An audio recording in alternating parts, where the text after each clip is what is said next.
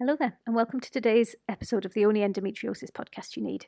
Today I'm going to be talking about gratitude. Gratitude, if you've worked with me previously or if you've heard me go on about gratitude journaling before, you will know that gratitude plays an enormous part in the work that I do, not just with my clients, but with myself and my own mental and physical health as well.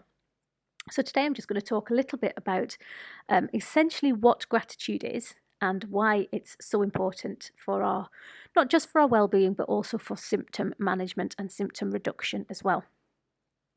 I wasn't going to talk about this today. It was actually scheduled in for early in the new year, but I've had some great news today and it's made me reflect on just the sort of the things that I am grateful for in my life, but also just how powerful being grateful is, because I took some time out this morning just to think about how grateful I am for the smaller things in my life, and the impact it had on my day was incredible.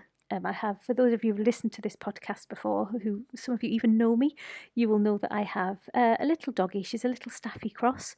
She is best part of 15 years old. I've had her for about 13 years, just shy of 13 years. And she is my little buddy. She is my fur baby. She's seen me through a lot of difficult times. We've had a lot of fun together. She used to be my running buddy. Doesn't do that so much anymore. But she's not been too well recently, and we went to the vets this morning, and I was expecting the worst news, but it's completely the other end of the spectrum. 2 weeks worth of tablets and she will be right as rain. So I am incredibly grateful for her. I am incredibly grateful for the time I have left with her, which is considerably longer than I thought it was going to be at 8 o'clock this morning. So I thought, do you know what? I'm being incredibly grateful for gratitude this morning. So why don't I share that with you guys today? So I've brought the podcast forward. So today, as I say, we're going to be looking at the science or the power of gratitude, how it can help and why it can help and play such a massive role in terms of symptom management. So gratitude journaling, for those who have tried it, so some people try it, can't get on with it and give it up. If that's you, I would urge you to try it again and stick with it. Just do it in a way that works for you. And I'll come to that towards the end of the podcast, because there's different ways of practicing gratitude. For those of you who've never tried it, I would definitely urge you to incorporate it into your rituals. I've talked a little bit in previous weeks about the importance of small rituals, and if you can incorporate gratitude into your day as one of your rituals, it's a lovely and powerful way of just feeling better. But just hearing me say that isn't necessarily going to encourage you massively. So I thought I'd Google some statistics on gratitude. And that was fueled by, I went to a networking event a few months ago, and I was sat on a table with a lot of mental health and well-being and physical health practitioners. And it was a lovely event. Everybody was fabulous. And then around the table, we started talking about what we do as practitioners to look after our mental well-being. And a lot of us mentioned that we do gratitude journaling. And one of the cohort on the table, who was an esteemed professional in the mental health field, said that it was lovely that we did this, but actually that was not a recognised tool for anything other than just a little bit of, I think he thought it was some sort of spellcraft. But anyway, they weren't impressed with it. So I just wanted to kind of look at some statistics. I thought, well, I know from my own life and from my own symptom management how powerful gratitude is. I know from the work I do with my clients that it works. But is there anything actually to back this up? So I thought, let's have a look at some stats. So the top three stats that Dr. Google chucked out at me. So the first one, a study found that people who practice daily gratitude had 23% lower cortisol levels than those who don't. Okay. More than one study. Studies show that practicing gratitude can reduce symptoms of depression and anxiety by up to 35%. And people who regularly express gratitude report a 10% increase in happiness levels and feel more optimistic about life. So Google's telling us statistically, if you do gratitude journaling regularly, you will be happier, you will be less stressed, less anxious, and more optimistic about life. Now, all of that sounds lovely, but actually, what does that mean in terms of impacting on our symptoms? Well, quite often when we're struggling with, I suppose if you start at the lower end of the spectrum, so things like anxiety and depression, it's clear that if you're practicing gratitude journaling, if you're focusing on positive thoughts, if you're being positive, then anxiety and depression can be lowered. And there's a reason for that, and I'll come to that in a second. But also, when we're talking about fatigue, when we're talking about energy levels, when we're talking about inflammation and pain, being mindful and being grateful can massively, massively impact our symptoms. Now, it's one of those age-old questions. It's the same principle as when I talk about Reiki, and people say, well, does Reiki actually work? It's like, well, there's somebody who came into my treatment clinic an hour ago who was mega stressed, not able to sleep, aches and pains all over the place. Well-being level was at a 6. After 45 minutes of Reiki, they are feeling energized, so calm, so relaxed, well-being score of a 9. So whether you believe in the power of Reiki or whether you just believe that it's a combination of taking time out, of clearing your mind, of having relaxing music on, doesn't really matter. If the outcome is an increase in well-being, a reduction in stress, a reduction in anxiety, then the how you get there doesn't really matter. When we're talking about things like pain, now I'm about to say something, I don't want to offend anybody because it isn't in our mind, but a lot of pain is in our mind. And that's not to say it's not real. Pain is very, very real. But a lot of the pain is actually the anticipation of the pain. It's the noticing of the pain. And it's kind of the intensity of the pain is in us noticing it, if that makes sense. So if we can distract our mind from the pain, we don't notice the pain. Now, that's not to say that the thing that's causing the pain is gone. It's just that we're not noticing the pain. So if you're not noticing the pain, are you still actually in pain? Pain is a messenger. Pain is not an actual, of course it's a symptom, but it's not a thing itself. It's a symptom, it's a message that there's something else going on. So it's exactly the same as any other message. If you delete the notification of an email on your laptop, if you put your phone on silent, it doesn't mean that the person isn't ringing you. That message is still trying to get through. It's just you're not hearing it. And that's exactly what we're doing when we're distracting our brain from pain. So when you're doing gratitude journaling essentially is a form of mindfulness. It's a form of meditation. When you're doing mindfulness and meditation, you're bringing your concentration, your focus to the present, to the here and now, and you are blocking out everything else that's around, and that includes the pain. So if the message isn't getting through, now quite often what you can do if you're meditating, you can kind of be sitting in a position and you might kind of shift your weight a little bit, and that causes pain, and your mind is brought back to the pain. Your mind is brought back to the intensity and the sharpness and the burning, whatever it is that pain feels like. But if you don't break that cycle, if you don't break that concentration of something else, then you don't feel that pain. The phone rings, but you don't answer it. So again, the question there is, are you still in pain? If you're not feeling the pain, are you still in pain? It's kind of the same as when we take painkillers. It's not actually getting to the root cause of the pain. So if you have toothache, the toothache is caused by, say, I don't know, a chipped crown. If you take a painkiller, you're not replenishing the crown. The crown is still chipped. You just don't notice the pain. So that's exactly what we're doing. We're distracting our mind from the pain. And the more you practice that distraction technique, the better at it you get. It's the same with anything. It's like that selective deafness that, actually, well, I was going to say my dog actually is pretty much deaf now. So it's not that selective. Although, to be fair, she still hears when I'm in a treat cupboard. So maybe I'm the one that she's trained better than she's trained herself. But we can train ourselves to not listen to the messages. The more we train ourselves to distract ourselves from the pain, the more we don't hear the pain. So again, that question, if you don't feel the pain, if you don't hear the pain, are you actually in pain?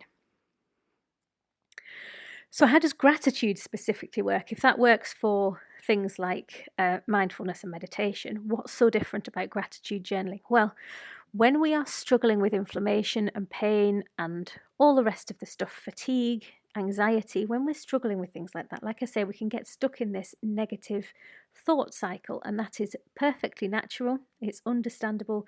Living with these chronic symptoms that we can do is debilitating in itself, even before you factor in the symptoms themselves. Just dealing with it can cause fatigue and anxiety. We have something in the back of our minds, and I know that a lot of you will have heard me talk about this, and I'm laughing because a lot of you will have heard me mispronounce it because I really struggle. And I don't know, some days I can get it straight away. Sometimes it takes me a while. Some days I just can't say it at all. But a lot of you will have heard me either pronunciate or try to pronunciate it many, many, many times. But so our brain has something called and this is where I start to panic, the RAS, which is the reticular activating system. Still, it's ridiculous. I don't know why I can't say it. I've just got a mental block on it now, I think. I see what I'm doing there. Negative self-talk. I started to panic as soon as I knew I was going to talk about it. That caused panic. That caused me to stumble over the word I thought I was going to stumble over. Minds are incredibly powerful, not always for the good. But anyway, we have this RAS system in our brains, and the RAS is a really, really powerful mechanism. It does a few different things. It regulates our sleep, so it kind of is responsible, by and large by itself, I think, for keeping us restful when we're asleep, keeping our brains active when we're awake. It regulates, so when you're waking, so it regulates that transition between sleep and wake, essentially. So in that place where you're dozing off, you're sat watching television and you're dozing off, if your RAS is performing at 100%, then you will feel relatively awake, and that feeling of awakeness will gradually decline as you fall into sleep. And similarly, if you're waking up from your sleep, you will do sort of the reverse. So you will start at completely relaxed. Then as your RAS kicks in, you will start to gradually waken up. That's what happens if it's at its optimum. So it also regulates activity, or not necessarily activity, but it regulates the messages that are coming through to us. So we are surrounded by so much stimulus, so much information on a day-to-day basis. Every minute of every day we are being provided with information, and the RAS is essentially our filter. So it filters out which bits of the information that we don't need, which bits are useless to us. And 9 times out of 10, I always give the example. 9 times out of 10, I give the example of buying a car. So, for example, when I got my last car, I decided I wouldn't mind an old Mini. I thought, you don't, and I don't mean like a proper old Mini. I mean, just I think it's probably the same age as my dog, actually, but it's around that age. So it's not a vintage car. It's just a little drive around thing. I thought, you don't see many of them, really. It's a 56 plate. Yeah, you don't see many 56 cars. You don't see many 56 plate Minis. So I'll get one of them and be a little bit different. Anyway, as soon as I decided that's what I was going to get, pick it up, and every third car, it seemed, on the road was a 56 plate Mini. Now, it's not that there's suddenly more 56 plate Minis, it's just because previously my brain, my RAS, had decided that 56 plate Minis were no good to me. It wasn't an essential bit of information. It's nothing that I needed to be aware of. So it had filtered it out as completely useless information. I hadn't seen it. It wasn't there. So a few days of searching on Auto Trader, looking in Facebook Marketplace, searching all the local garages, I trained my RAS. I told my RAS that Minis, 56 plate Minis, were actually now very important to me. And so it started noticing them. So as soon as it started noticing them, it would send a message saying, oh, there's another one there, look, because it now thinks that it's important to me. So rather than dumping it straight in the no need to know file, it pinged it straight through on an instant notification. Get me with my terminology? God, I'm starting to feel like a grandma. I don't know. Anyway, get me with my terminology. So it started to tell me when I saw a 56 plate Mini, because it now saw that as important. So it's exactly the same principle. When we get stuck in these cycles of negative thoughts, when we get stuck in these cycles of worry, when we get stuck in these silent cycles of noticing pain, noticing inflammation, noticing what we're feeling negatively wise, we start to tell our brains, or our brains start to tell our bodies, both, that pain is important, that pain needs to be noticed. So we're getting instant messenger alerts rather than the 56 plate Mini. We're getting these alerts for pain. So we start to notice every single little bit of pain. We start to notice every little bit of anxiety we get. We're not able to dismiss the negative things like we would if we didn't think they were important. And when we're in those cycles, I mean, I'll just ask you just to reflect as you're listening to this podcast, when you're in a negative mind space, when you're in a bad mood or a negative mood, or you're struggling with pain, all the rest of it, it can be really, really difficult to be happy. So you could get a good bit of news and you can feel instantly, sort of happier or even happy at the good bit of news. But if you're in that mindset, if you're in that cycle, that spiral of negativity, of pain, whatever else that's going on, of anxiety, it can be really, really difficult to maintain that feeling of happiness for a long time. And that's because, or one of the reasons why, is because positivity becomes unimportant. We are telling our brains to focus on the negative. It's the negative things that we want to notice more. It's the pain we want to notice more. It's the anxiety, it's the worry.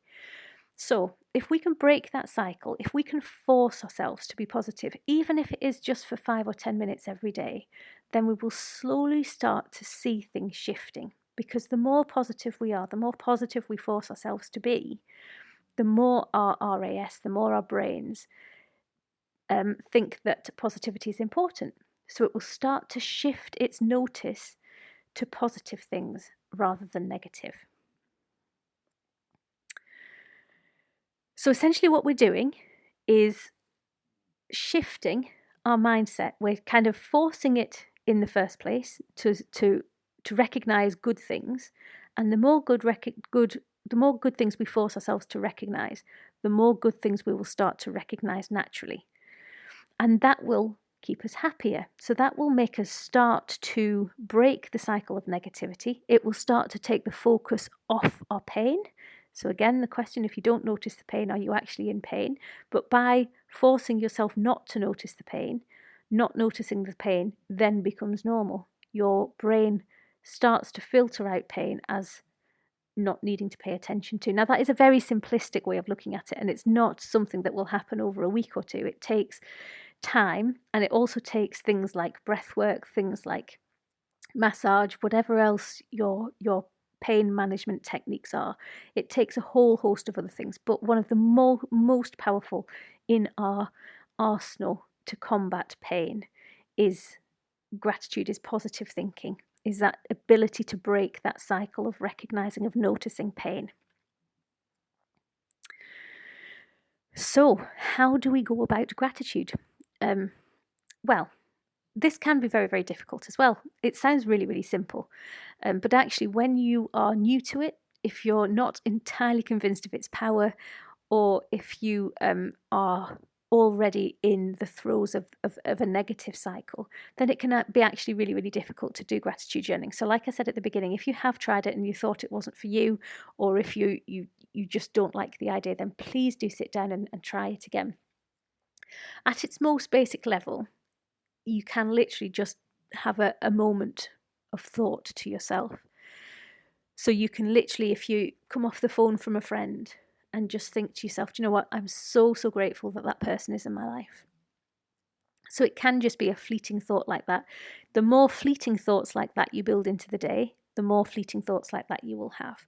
But that at its most basic is basic gratitude.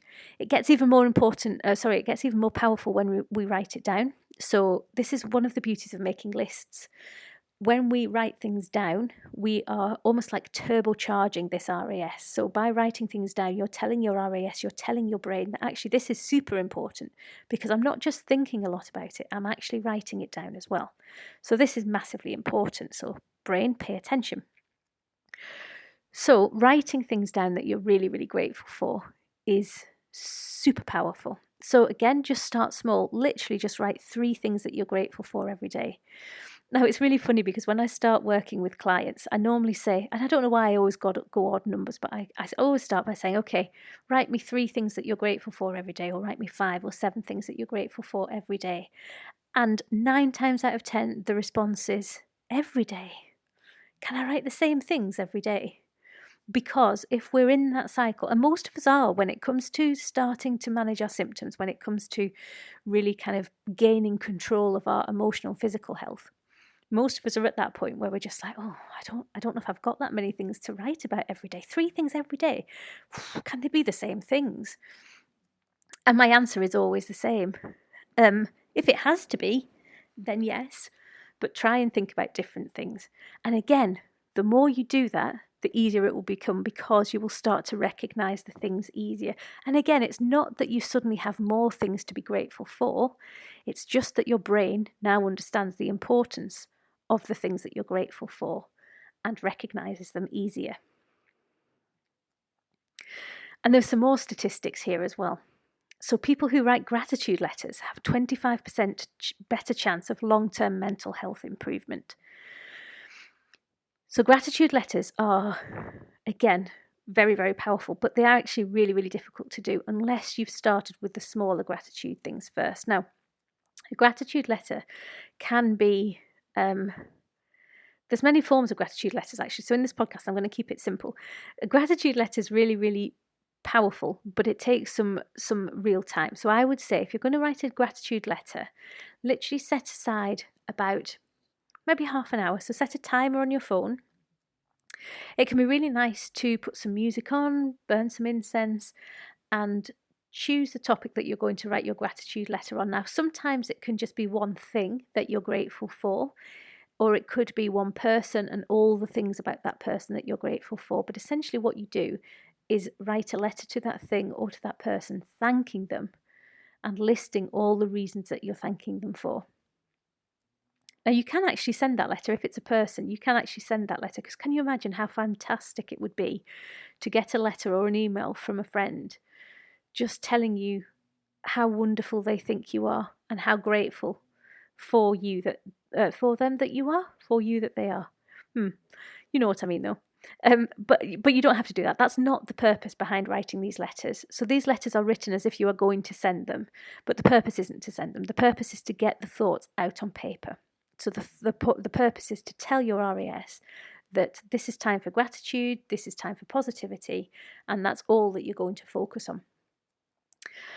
So quite often what I say to people is it's brilliant to keep a gratitude journal. So if you're writing a gratitude letter, put it in your gratitude journal, because when you have all your things that you're grateful for in one place, when you're really, really struggling, then you can just open your gratitude journal and just read everything that you're grateful for. So if you are struggling to think of things, if you're having a bad day and you're struggling to think of things you're grateful for, reading what you put 3, 4, 5 days previously is or can be just as powerful as writing them down when you're struggling.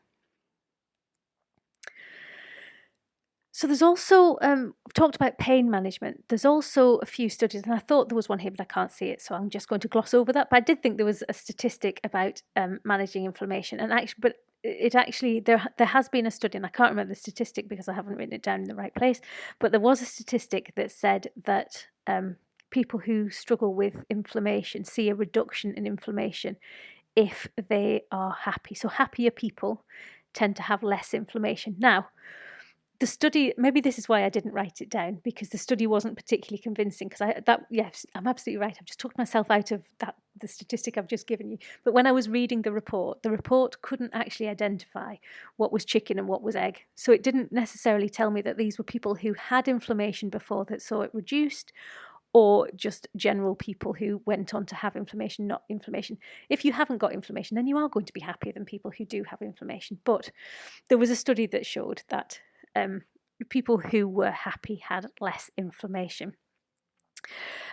So I'm only going to talk about this from my own experiences. So I know that when I have bloating, when my tummy is inflamed, when I have that kind of ickiness going on, and that kind of flare-up, I know that it's really, really hard to be positive. And I know that if I do get negative, then my symptoms do get worse. The inflammation does get worse. So I do get more bloated. And with that then comes pain and all the rest of it. So when I'm getting like that, gratitude journaling, again, is a really, really important part of my symptom management. So once again, I use that, and I use it with my clients to reduce the pain. But also, if you reduce the pain, the inflammation tends to go down as well. Now, that could be a few things. Again, it's cause and effect. So I know from my own experiences that quite often my anxiety and my symptoms are linked. So if I am feeling down, then my self-care suffers. I don't take as much care of myself as I normally do. So I don't go to the gym, I don't go out walking, I don't go for a run. When I'm feeling better about myself, all of those things happen. So it could be that when you're doing your gratitude journaling, you're raising your vibrations, you're making yourself feel happier, you're not noticing the pain, so you're more able to go out and look after yourself better than when you're feeling all of those things. So it could be that reduces the inflammation. It could be the fact that you're eating better, that you're cutting down on chocolate and feel-good foods, that you're reducing your sugar, that you're drinking more water because you're feeling more positive. And that's what's reducing the inflammation. But again, how you get there doesn't necessarily matter. It's the fact that you get there. So gratitude journaling, if you haven't tried it before, please do try it. If you've tried it before and thought, that's not for me, what a load of rubbish, please stick with it. One really good thing is to notice how you're feeling beforehand. So pick a word or a sentence that perfectly describes emotionally how you've been that day. Do your gratitude journaling and then revisit, come to another phrase, another sentence, another word that reflects how you feel afterwards. Score out of 10 is another really good way of doing it. How anxious do you feel out of 10 before? How anxious do you feel out of 10 afterwards? You can start to see subtle changes, small step forward, done day after day after day, lead to massive improvements. So please do try. If you do try gratitude journaling, then let me know how you do it. If there's top tips that you can give of other people, please feel free to share them. Similarly, if you try it and you really enjoy it, then please let me know as well. I wish you every happiness, every success with gratitude journaling. And if you do need any support, you know exactly where I am. Thank you very much for listening.